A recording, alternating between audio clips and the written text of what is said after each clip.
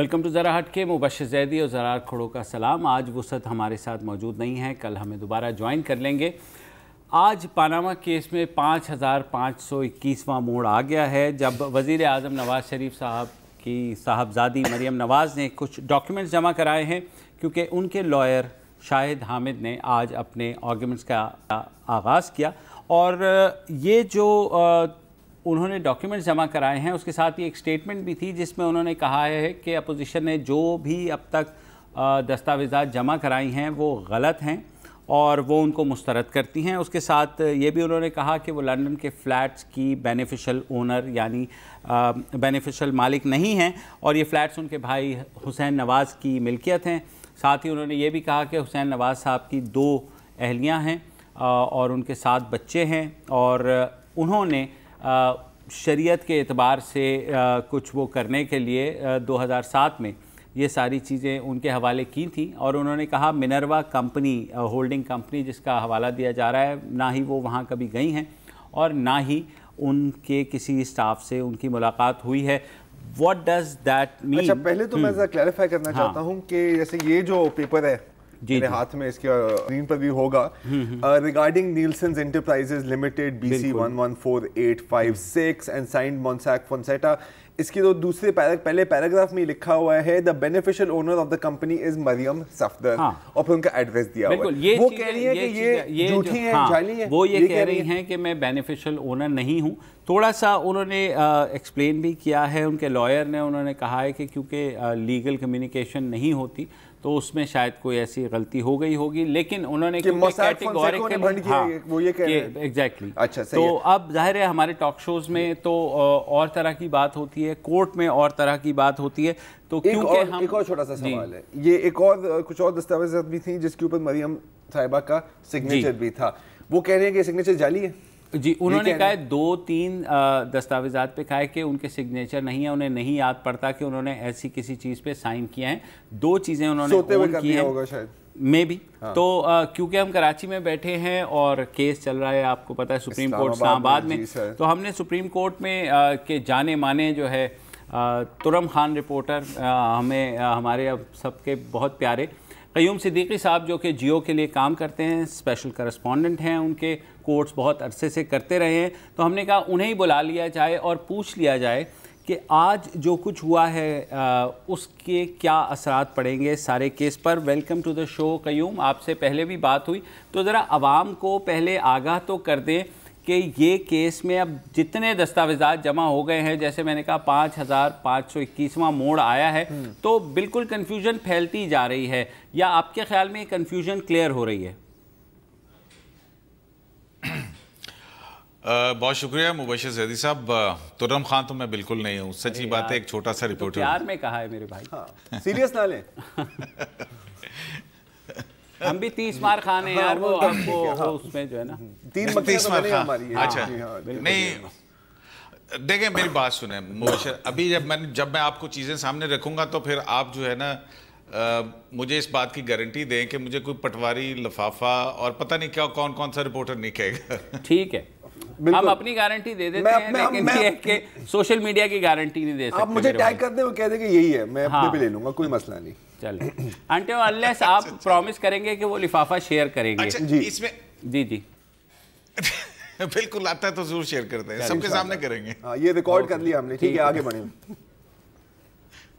चलिए ठीक हो गया।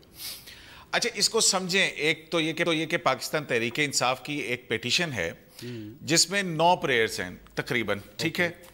पहली प्रेयर है उनकी, respondent number 1, 9 and 10 be declared to be disqualified to be members of the National Assembly. ठीक है, यानी कि वजीर आजम, इसहाक डार और कैप्टन सफदर, उनको नाअहल करार दे दिया जाए। ठीक है। दूसरी ये है कि जो direct recovery of looted laundered money along with properties purchase through British Virgin Island companies and companies in other safe havens. तीसरी जो है वो ये है कि अकाउंटेबिलिटी स्टार्ट की जाए, अपना चेयरमैन नैब को जो है वो हुक्म दिया जाए कि वो सेक्शन 9 जो है नैब ऑर्डिनेंस का, उसके तहत जो पेंडिंग करप्शन केसेस हैं 15 साल से, उनकी तहकीकात करें। ठीक। अच्छा, फिर उसके बाद आ जाता है रिस्पोंडेंट नंबर 4, सेक्रेटरी इंटीरियर को कहा जाए कि वो वज़ीर आज़म और उनके अहले खाना के नाम जो है वो ECL के ऊपर डाल दें। ओके। फिर उनकी प्रेयर नंबर 5 है कि रिस्पोंडेंट नंबर 3 यानी कि secretary law and respondent number 2 chairman NAB may kindly be order to initiate claims on behalf of the government of Pakistan for recovery of the properties in question. Okay, ठीक हो गया। और फिर उसके बाद है उनकी छठी प्रेयर कि FBI जो है उसको डायरेक्ट किया जाए कि वो माइन्यूटली टैक्स रिटर्न्स को स्क्रूटनाइज करे शरीफ फैमिली के। ठीक है। सातवीं ये है कि एनी अदर रिलीफ जो कि बहुत स्टैंडर्ड होता है, कॉमन प्रैक्टिस है। ठीक हो गया, स्टैंडर्ड होता है। ये है उनका केस बुनियादी तौर के ऊपर। ओके। और इसमें उन्होंने कहा है कि प्राइम मिनिस्टर ऑफ पाकिस्तान जो है उन्होंने किया है कौमी असम्बली के अंदर जो खिताब है उसके अंदर अपने गलत बयानी की है, उनको इस बुनियाद के ऊपर नाअहल करार दे दिया जाए। अब उसमें जो है प्राइम मिनिस्टर ऑफ पाकिस्तान, अब ये एक अच्छा इस पिटीशन की भी एक कहानी है। इस पिटीशन की कहानी ये है कि ये ड्राफ्ट हमारे हसनात मलिक साहब हैं एक्सप्रेस ट्रिब्यून के, वो मेरे साथ होते हैं शो के अंदर ऑनलाइन। उनके मुताबिक उन्होंने जब इसकी तहकीक की तो पता लगा कि इस पिटीशन को ड्राफ्ट किया है इरफान कादिर साहब ने। जी जी। इसको फाइल किया नईम बुखारी साहब ने। इरफान कादिर साहब की भी एक है कि उनका लाइसेंस जो है सुप्रीम कोर्ट का कुछ वजूहात के बिना के ऊपर सस्पेंडेड है। ओके। अच्छा, इसके बाद जो है ये इसको दाखिल किया नईम बुखारी साहब ने और इसको आर्गू किया हामिद अली खान साहब ने इब्तदाई तौर के ऊपर। हामिद अली खान साहब इस केस से अलहदा हो गए और फिर उसके बाद नईम बुखारी साहब आए और उन्होंने कहा कि जी मैं तो स्टपनी वकील हूँ, ज़रार खोड़ो साहब को मालूम है, इन्होंने अपने प्रोग्राम में कहा भी था। अब ये सारी चीज़ें हुई, उन्होंने अपना केस सारे का सारा लड़ दिया। और क्या है, जब अदालत ने पूछा कि आपका असल केस क्या है तो उन्होंने कहा कि ये लंदन के 4 फ्लैट। ओके। अब ये लंदन के 4 फ्लैट जो हैं ये किसकी मलकियत है? नेल्सन और नेस्कॉल की हैं। ये एडमिटेड फैक्ट है हुसैन नवाज की तरफ से कि जी हाँ ये मेरी मलकियत है 2006 से। अब सवाल ये आ रहा है कि ये इससे पहले किसकी मलकियत थी, यानी कि 2006 से पहले की मलकियत आप साबित कर दें। अदालत ये बार बार पूछती रही लेकिन कोई ऐसा चीज़ नहीं आई। नईम बुखारी साहब से पूछा गया कि आप किसकी पनामा पेपर्स पर रिलाई करते हैं? उन्होंने कहा मैं पनामा पेपर्स के ऊपर उस तरह से रिलाई नहीं कर रहा, लेकिन जो इन्होंने दाखिल किया है वो उसके मुताबिक भी जो है ना प्राइम मिनिस्टर ऑफ पाकिस्तान ने गलत बयानी की है, झूठ बोला है। ओके। जो असेंबली में जब हमने पूछा, मैंने इमरान खान साहब, हेलो जी जी सुन रहे हैं आप, बोलिए जी। ठीक हो गया। अब इस हवाले से एक तो ये आ गई। अब प्राइम मिनिस्टर ऑफ पाकिस्तान के जो हैं वो तलाशी शुरू हो चुकी हुई है, हाकिम वक्त अदालती कटहरे में खड़े हैं। उनकी तरफ से क्या क्या डॉक्यूमेंट्स आ चुके हुए हैं उनकी तरफ से जो डॉक्यूमेंट्स आज लिस्ट फराहम की गई है उसके अंदर मरियम के और प्राइम मिनिस्टर ऑफ पाकिस्तान के जो हैं वो 2011 से 2014 तक के टैक्स रिटर्न्स हैं। उसी तरह से जो है वो कॉलम 12 जो कि जिसके अंदर उनका एम्फेसिस ये है कि 2012 में मरियम नवाज को ज़ेरे कफालत अपने जाहिर किया गया था। उसके अलावा जो है वो उस खाने के अंदर क्यों प्राइम मिनिस्टर ऑफ पाकिस्तान ने ये लिखा था, वो जो ज़रई अराज़ी 84 कनाल की ज़रई अराज़ी है, जो ये आया है कि हुसैन ने प्राइम मिनिस्टर को गिफ्ट दिया और प्राइम मिनिस्टर ने वो गिफ्ट दिया अपनी एक बेनामी जायदाद खरीदी मरियम नवाज़ के नाम के ऊपर और उसको गिफ्ट की रकम दी, मरियम नवाज़ के अपने नाम ट्रांसफ़र हुई और फिर वापस प्राइम मिनिस्टर ऑफ पाकिस्तान को वो पैसे मिल गए। यानी कि हुसैन से चले, दिए गए, फिर वापस प्राइम मिनिस्टर ऑफ पाकिस्तान को चले गए। अब इसकी बुनियाद के ऊपर उनका ये कहना है कि ये जो है क्योंकि मरियम नवाज़ ज़ेरे कफ़ालत हैं प्राइम मिनिस्टर ऑफ पाकिस्तान की और प्राइम मिनिस्टर ऑफ पाकिस्तान ने 2013 के अपने जो टैक्स रिटर्न्स हैं उसके अंदर इनको अपने ज़ेरे कफ़ालत ज़ाहिर नहीं किया और मिस डिक्लेरेशन की है। ठीक है। अब इस हवाले से जो है वो चीज़ आ जाएगी आपको, आप समझ आ जाएगी आपको। उसके बाद अब प्राइम मिनिस्टर ऑफ पाकिस्तान की तरफ से जो डॉक्यूमेंट्स दाखिल किए गए हैं जो एडमिटेड हैं, जिसके अंदर जिसको कहते हैं ना कि जो एडमिटेड हैं, जो डिस्प्यूटेड नहीं हैं। ओके। एडमिटेड क्या है?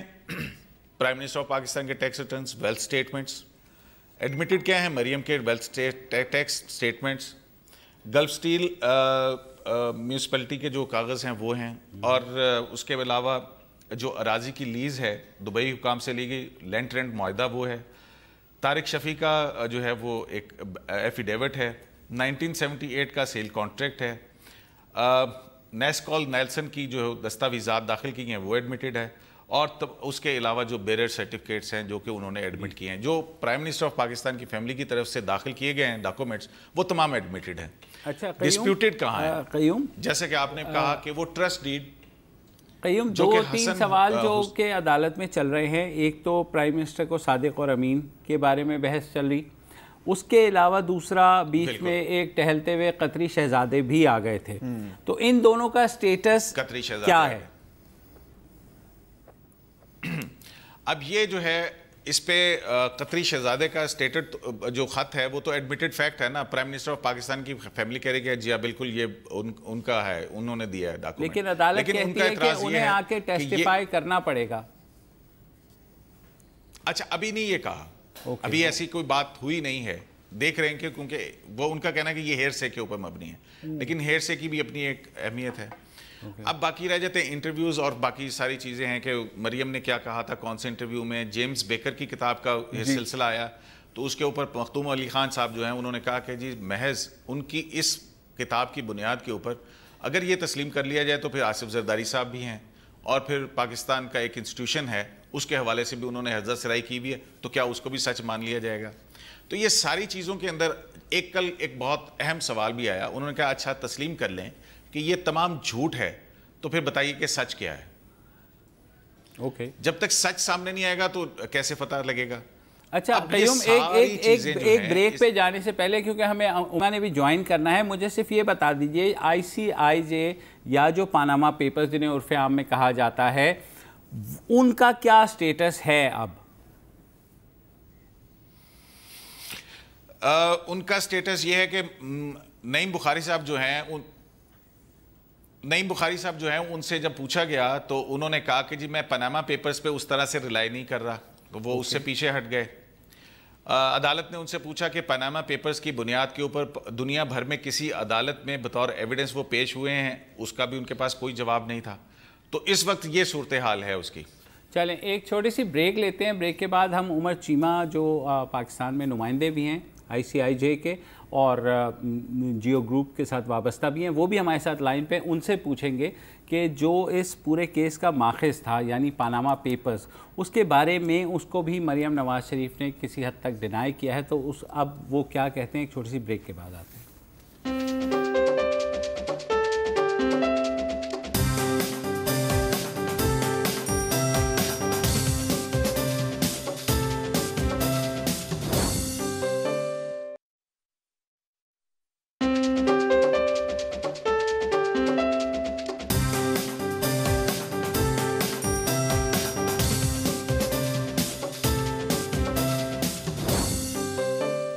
Welcome back. हमें ज्वाइन किया है उमर चीमा ने, जो पाकिस्तान में ICIJ के नुमाइंदा खसूसी भी हैं, जिन्होंने यह पाकिस्तान के हवाले से जितने पानामा पेपर्स से रिलेटेड डॉक्यूमेंट्स थे वो शाया भी किए। उमर ये बताइए, कुछ चीज़ें आज मरियम नवाज़ शरीफ ने कहा है कि दरख्वास्त गुजार यानी तहरीक इंसाफ जो प्राइमरीली पानामा पेपर्स के ऊपर रिलाई कर रहे हैं, उन्होंने कहा है कि वो उनको मुस्तरद करती हैं, और कुछ जगह उन्होंने कहा है कि उनके दस्तखत उन्हें नहीं याद कि उन्होंने किए हैं।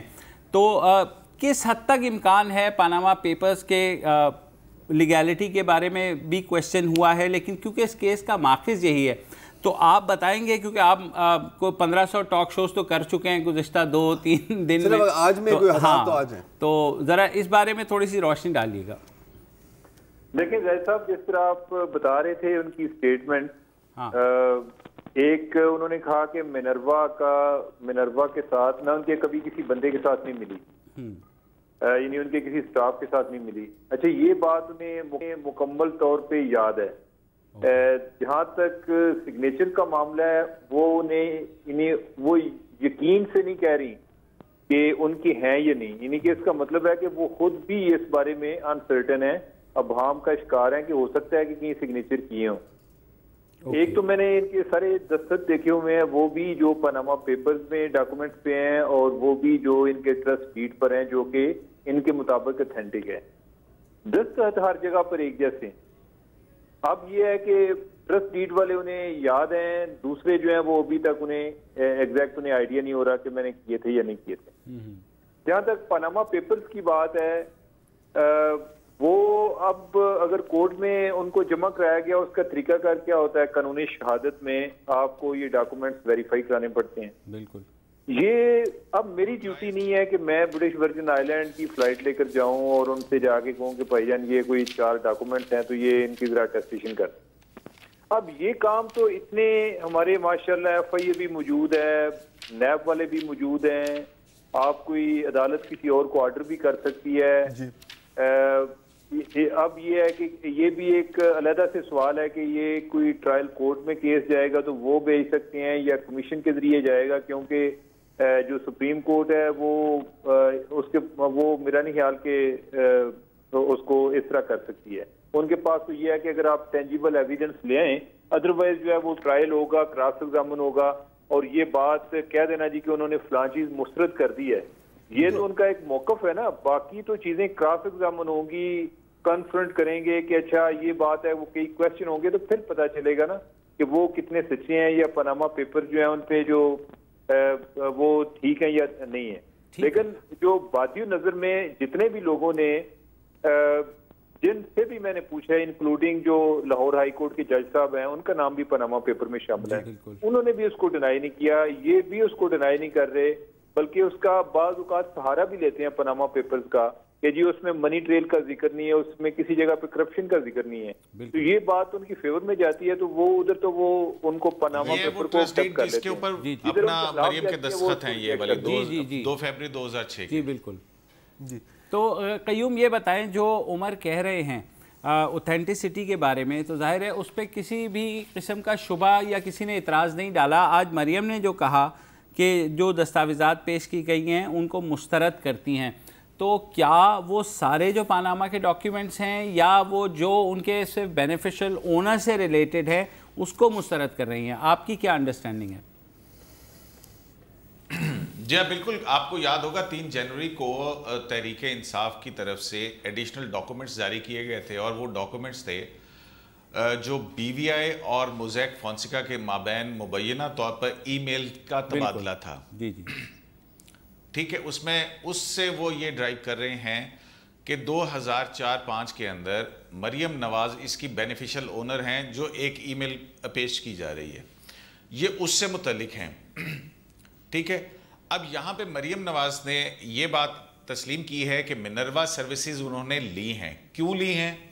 उसके लिए उन्होंने कहा कि हुसैन नवाज जो हैं उनकी ये मलकियत हैं जी, वो आज बयान, और क्योंकि ये उनकी मलकियत हैं, जी जी, उनकी 2 बीवियां हैं, बिल्कुल 2 बीवियां हैं 2 मुख्तलिफ नेशनैलिटीज की,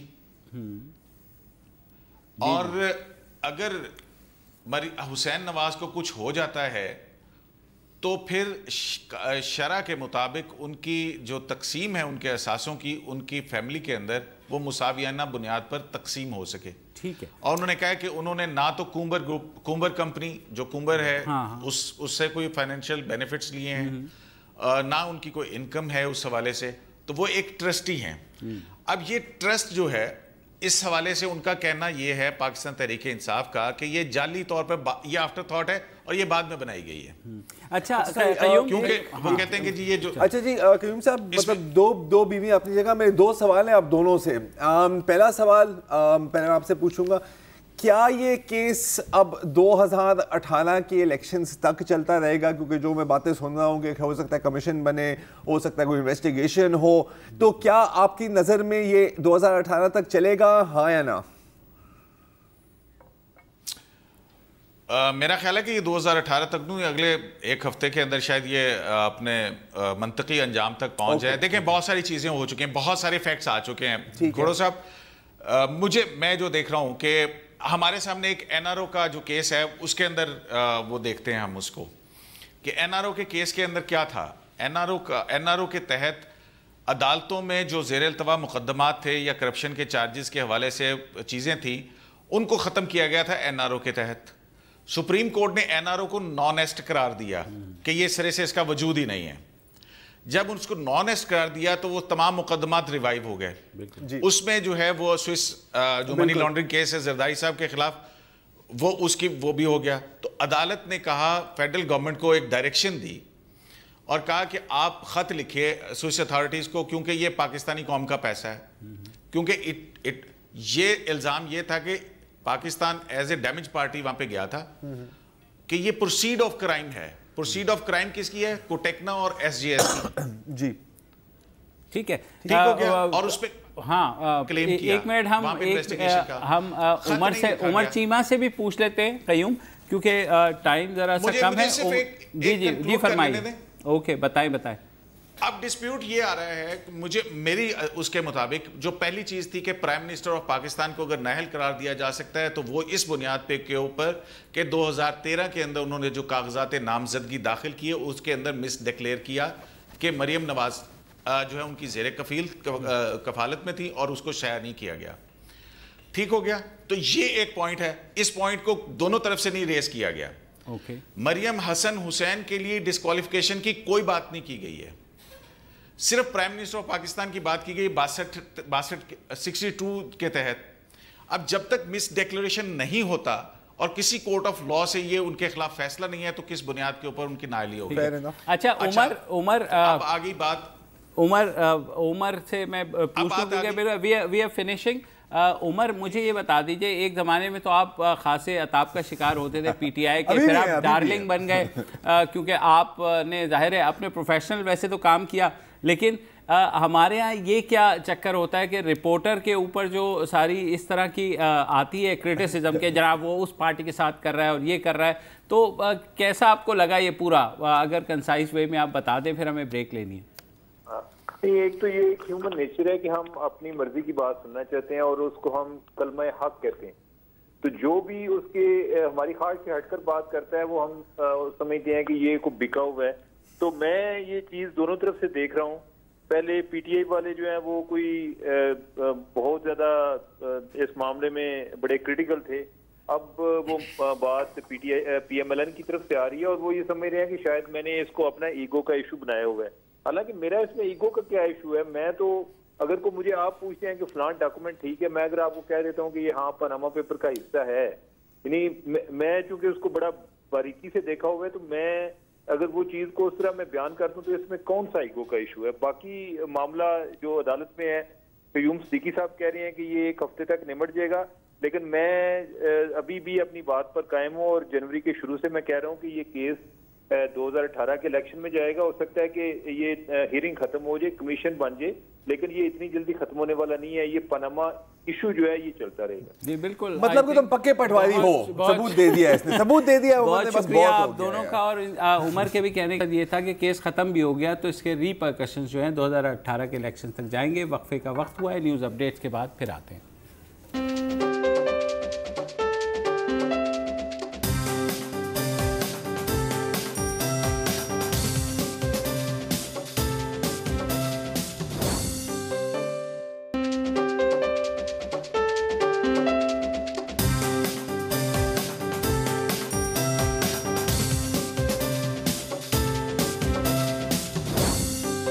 वेलकम बैक जी। अब तक तो शो में पैनामा ही चल रहा था और यकीन माने मुझे काफ़ी एहसास कमतरी हो रहा है क्योंकि मुझे कुछ समझ नहीं आ रही थी, तो मैं तो बस जी बिल्कुल बहुत अच्छा पॉइंट है, इस तरह की बातें कर रहा था। लेकिन अब मैं कुछ किटी में फेंकना चाहूँगा ताकि पता लगे कि मैं भी हूँ ना यार, मतलब मैं भी बैठा हुआ हूँ यहाँ पे। तो मेरे पास सिर्फ ये एक तस्वीर है, अगर आप ये तस्वीर दिखा सकें, और ये है मेरी कंट्रीब्यूशन पूरी पैनामा डिबेट में कि देखें पब्लिक को कितनी परेशानी है यार। ये देखें क्या लिखा हुआ है, पानामा चिप्स। पैनामा चिप्स 20 रुपए, और ऊपर लिखा हुआ है करप्शन से पाक, और नीचे है चिकन समोसा, लेकिन इसका भी कोई नाम दे देते, शरीफ समोसा कर देते तो शायद इसकी बिजनेस पिक हो जाती। इसका भी मैं क्रेडिट नहीं ले सकता, हमारी जो एंकर साहिबा हैं शाइस्ता, उनकी मैंने फोन पे देखा था, मैंने खुदा के लिए दे दो ताकि कुछ तो आपके भाई के लिए बात करने के लिए। एनीवे मूविंग ऑन, अब चलते हैं मेन मौजू की तरफ। अब मैं बड़ी स्टोरी है, बहुत बड़ी स्टोरी है, और ये मैं बड़ा मतलब मैं डर के इस स्टोरी के बारे में बात कर रहा हूँ, इसलिए यार क्योंकि आजकल आपको पता है कि कुछ बड़े मल्टी टैलेंटेड एंकर साहब हैं, बहुत ज्यादा बोलते हैं, वो हर रोज बोल रहे होते हैं, बोल के थकते नहीं है कभी। और वो आजकल हर एक बंदे पे ना यार गद्दारी का थप्पा लगा रहा है उनके पास। नहीं चलेगा, नहीं ऐसा ही चल रहा है ना बॉस। वो एक ठप्पा है उनके पास, जो तू गद्दार तेरी पप्पी गद्दार and so on and so fourth. इसको जानते हुए मैं फिर भी पाकिस्तान की जितनी भी 25-26 करोड़ आवाम है उनके सामने कहने लगा यार हम बहुत बुरे लोग हैं, हम सारे पाकिस्तानी, मैं भी आप भी, क्योंकि हम सुबह को जागते हैं, हमने चाय भी नहीं पी होती और हम सोचने लग जाते हैं कि यार ये जो भारत है ना यार, इसको कैसे तबाह करोगे, कैसे बर्बाद करोगे, कोई ऐसा मंसूबा बनाओ कि भारत का नाम और निशान दुनिया के नक्शे से हट जाए। राइट, मतलब मैं तो ऐसे ही करता हूँ। तुम वो प्लान बताने तो मैं जा रहे हो। मैं बिल्डिंग अप, सर एक बिल्डअप चीज होती है। अब बड़े एक ओरिजिनल प्लान बनाते हैं हम, जैसे कि कबूतर कमांडो फॉर एग्जांपल। आपको पता है कि हर दूसरे माह भारत से खबर आती है कि जी एक घुसपैठिया आतंकवादी पाकिस्तानी कबूतर हमारी सिक्योरिटी एजेंसीज ने हिरासत में ले लिया है। पिछले साल इस तरह के 2-3 केसेस थे। अक्टूबर में एक कबूतर पकड़ा गया जिसके पास जिसकी ऊपर एक चिट्ठी बंधी हुई थी जिसमें मोदी को धमका रहे थे कि ओए मोदी तू बंदा बन जा, नहीं तो मतलब हमारा हर बच्चा हथियार उठाने के लिए तैयार है। हमारे जो दोस्त हैं नदीम फारूक पराचा, उन्होंने तो उसको नाम भी दे दिया था कि गुटर गू खान है। सर मैं अपनी पंच लाइन को खराब कर रहे हो। एनीवे, खौफ कर पॉइंट इज कि बहुत ऐसा भी हुआ है यार, सितंबर में भी, अक्टूबर में भी हुआ। सितंबर में एक और बीमार किस्म का पिजन एक गांव में गिरा। गांव का नाम था होशियारपुर। अच्छा। तो जाहिर है कि वो होशियार थे तो उन्होंने पकड़ लिया और देखा कि यार इसके ऊपर तो उर्दू लिखी हुई है, जरूर ये जसूस है, ठीक है, तो उसको भी बंद कर दिया, and so on and so fourth. ठीक है, तो ऐसा होता रहता है। अब हमारे पास कुछ, और ये बात बिल्कुल सच है, पास एक स्पेशल कबूतर कमांडो स्क्वाड्रन भी है जिसकी कमांड है गुटरगू खान के पास, और हमारे पास कुछ एक्सक्लूसिव फुटेज भी आई हुई है, वो हमारे पास आपके साथ शेयर करना चाहता हूं। ये पहली तस्वीर है गुटरगू खान की। मिशन से बिल्कुल पहले आप देख रहे हैं कि बिल्कुल तैयार है गुटरगू खान। अब दूसरी पिक्चर पे जाते हैं। इस पिक्चर में आप देख रहे हैं कि गुटरगू खान जो है वो तैयारी कर रहे हैं मिशन की। इसके ऊपर लिखा हुआ है how to successfully spy on Indians ISI version. अब जाहिर है पाक चीन दोस्ती और हम दोनों भारत को पसंद नहीं करते, तो अब आप ये देखें, ये भी सबूत है कि अब ये देखें हमारा चीनी भाई जो है वो एक माइक्रो कैमरा इंस्टॉल कर रहा है गुटरगू खान की आंख के अंदर, लेफ्ट आई के अंदर, मतलब इतनी स्पेसिफिक फुटेज है हमारे पास।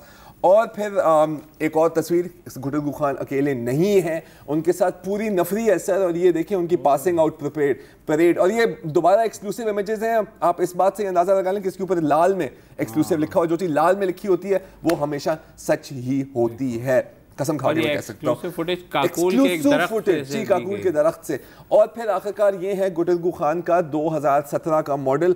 उस पर आपको थोड़ी ऑन देनी पड़ती है, लेकिन कोई बात नहीं, अगर डीलर आपका दोस्त है तो उसमें थोड़ी रियायत मिल जाएगी। ऊपर सर पे वाईफाई भी लगा हुआ है और सामने एक मिनिएचर एटम बॉम्ब भी रखा हुआ है। तो तेरी खैर नहीं है अब भारत। और इस कार्रवाई के बाद भारत का क्या हाल होता है वो भी आपको एक दफ़ा दिखा देते हैं।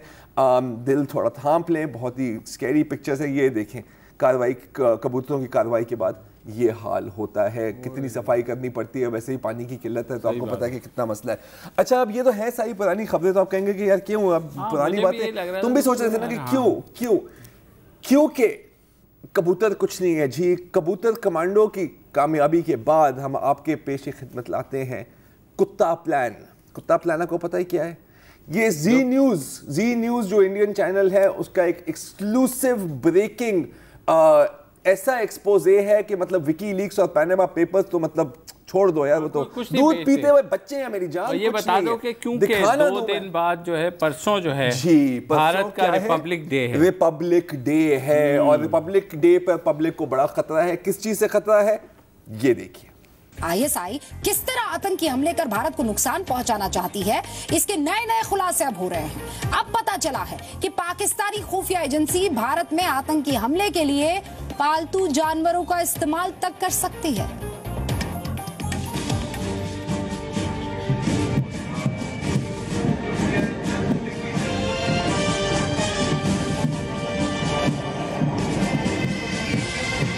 जब देश 68वां गणतंत्र दिवस मनाने की तैयारी में जुटा है, तब पाकिस्तान से रची जा रही एक और आतंकी साजिश का पर्दाफाश हुआ है।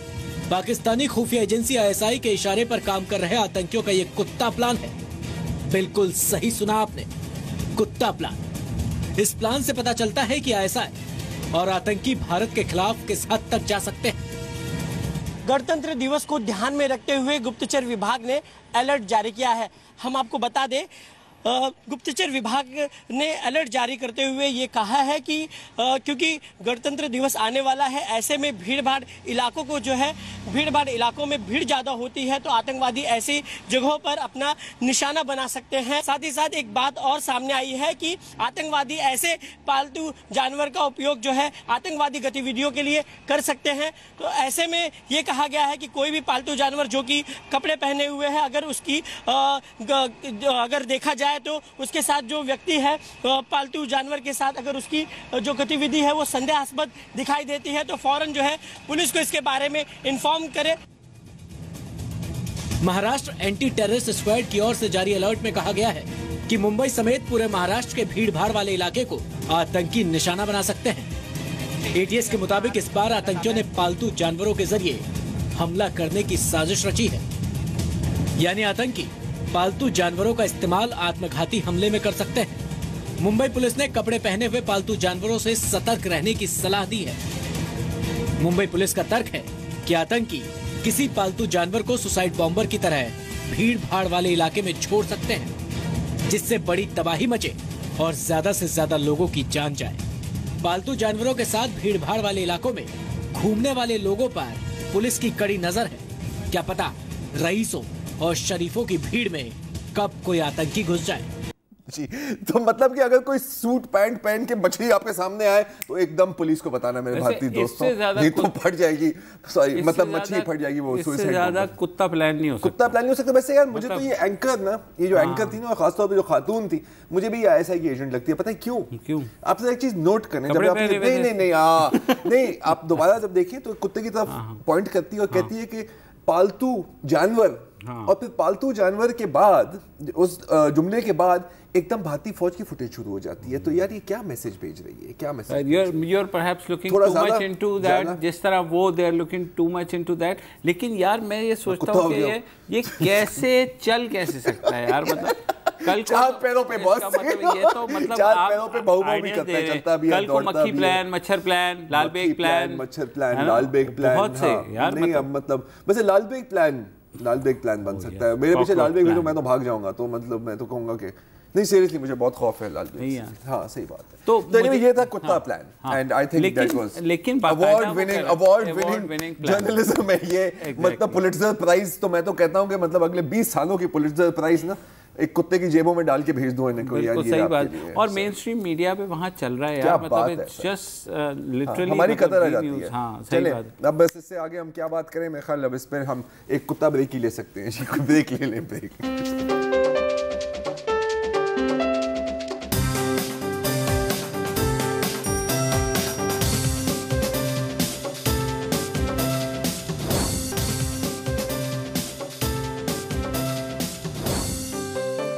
Welcome back.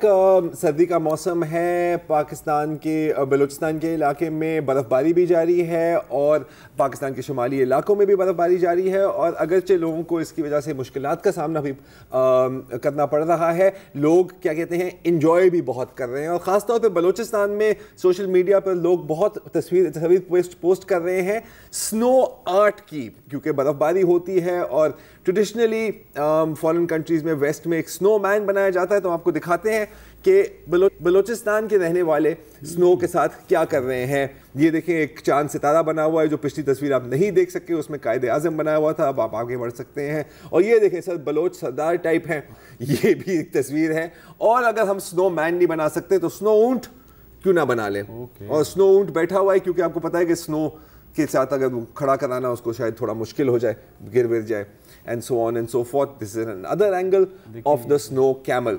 अच्छा, आप देखते हैं कि जो पहले गलती से वीडियो फुटेज चल गई थी, अब आप खुद वो भी चला देते हैं कि इंटरनेशनली खासतौर पे उन मुल्कों में जिनमें मतलब साल में शायद 6 माह 7 माह बर्फबारी होती है, वहाँ पे किस तरह का स्नो आर्ट होता है। स्नो लेपर्ड को चेक करो, और ये पूरा स्नो शहर, ये पता नहीं क्या था, और ये भी जो भी है बहुत ही खूबसूरत है। शार्क, स्नो शार्क, और ये स्नो वाइट हाउस जो कभी कभी हमारे नौ दौलती भी यहाँ पे बनाने के चक्करों में होते हैं, सामने पिलर्स होते हैं, बहुत ही बदशक्ल किस्म की आर्किटेक्चर है। लेकिन कोई बात नहीं, शौक की बात होती है। ये तो वो था ना, वो येटी, और अभी ये माइकल जैक्सन भी यहाँ से गुजरा था आपकी नज़र से, और ये भी कोई बिल्कुल, ये देखें। अब ये तो यार मतलब अब हम आ गए हैं प्रॉपर आर्ट के लेवल में, ठीक है ना।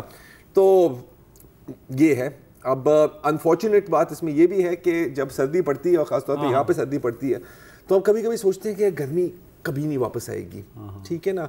और ख़ास तौर पे कुछ लोग जैसे कि डोनाल्ड ट्रंप साहब हैं, कहते हैं कि ये जो ग्लोबल वार्मिंग और क्लाइमेट चेंज की बातें कर रही हुई ये सब ड्रामा है, और डोनाल्ड ट्रंप तो कहते हैं कि एक चाइनीज़ साजिश है अमेरिकन सनत को ख़त्म करने के लिए। लेकिन अनफॉर्चुनेटली ऐसा नहीं है। अभी नासा के साइंटिस्ट ने यह भी कह दिया है कि 2016 जो साल अभी गुजरा है वो दुनिया की तारीख में सबसे गर्म तरीन साल था। उससे पहले 2015, 14 और 13 को भी ये खिताब हासिल हुआ है। तो हर साल गर्मी बढ़ती जा रही है। ये आप एक ग्राफिक देखें कि 1984 से लेके 2015 तक दुनिया में एवरेज टेम्परेचर कितना बढ़ा है। अब देखो सब लाल हो गया है। एक और भी इसकी ग्राफिक्स है वो भी आपको दिखा देते हैं कि 1850 से लेके जो एवरेज टेम्परेचर है दुनिया का वो कैसे बढ़ता जा रहा है। ये जरा चेक करो। ओह माय गॉड, ठीक है, देखते जा रहे हैं। अभी जो आउट सबसे बाहर की जो लाइन है ना जो अभी बनती जा रही है वो एवरेज टेम्परेचर्स है। तो आप देख रहे हैं कि हर साल ये बढ़ता जा रहा है और 2016 में आप देखेंगे कि एक स्पाइक इसका आया है। अब इसमें इसकी एक वजह ये भी थी कि एल नीनो वेदर सिस्टम है, लेकिन हर साल मजीद गर्मी होती जाएगी और इसकी वजह से एल नीनो तो खत्म हो गया इस साल। जी हाँ, लेकिन ये कहते हैं कि एल नीनो के बाद भी ट्रेंड अपवर्ड्स है, तो आने वाले सालों में बड़े मुश्किल आने वाले हैं। और सियासत की गर्मी भी अपनी जगह है, वो 4-5 डिग्री तो सिर्फ उसके ही ना उसके और टॉक शोज की भी 2-4 लगा। हम तो कूल हैं सर, हमारी क्या गर्मी, क्या बात है। तो फिर इजाज़त लेते कल आएंगे और वसत को भी ढूंढ के लाएंगे। अब इजाज़त दीजिए, अल्लाह हाफ़िज़।